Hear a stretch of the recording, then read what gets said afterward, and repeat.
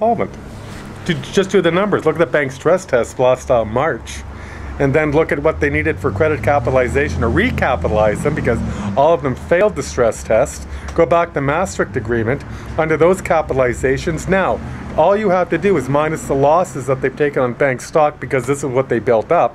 They haven't built up the monetary reserves, they've just built up bank stock. When you're looking at bank stock, what have they lost? The capitalization was moved from 10% to 20% to protect global markets.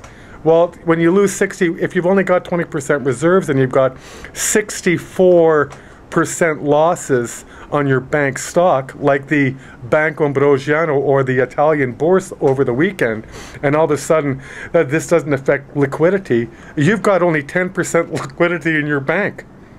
Somebody's going to walk up, two people at the same time, I'd like to take out 100 lira, please.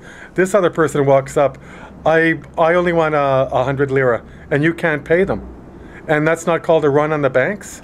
And as soon as they do, they shut down the banks and they suspend trading. Oh, it's not short selling.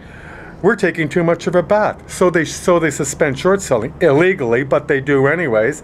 And then when it opens up 2 days later and they're ripe for the pickings, they just simply suspend selling.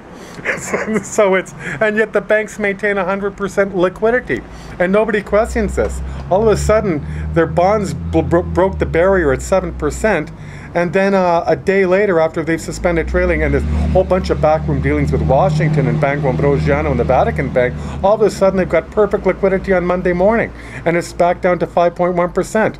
Well, we didn't see any new liquidity put into the market, so what were they doing over the weekend, and what were they doing behind everybody's back? Well, I can tell you what they were doing. They were taking money from their Swiss block accounts and putting more liquidity unbeknownst to anybody, and that will probably cost them anywhere from 1.5 to 3 trillion euros. And where did they get it? They got it from the Fed.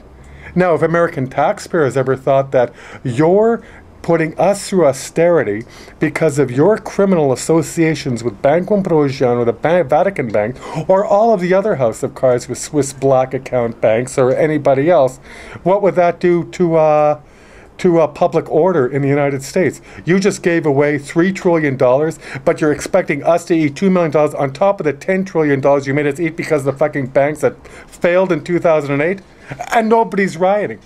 So, I mean, this is the world we live in.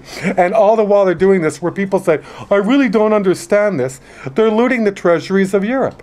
In other words, how many big bonuses can I give to this bank president at 300, 500,000 euros or 1 million euros or currency before I take a bath? Do I put it into yen at their European August vacation destinations, and the rest of the world is taking a bath?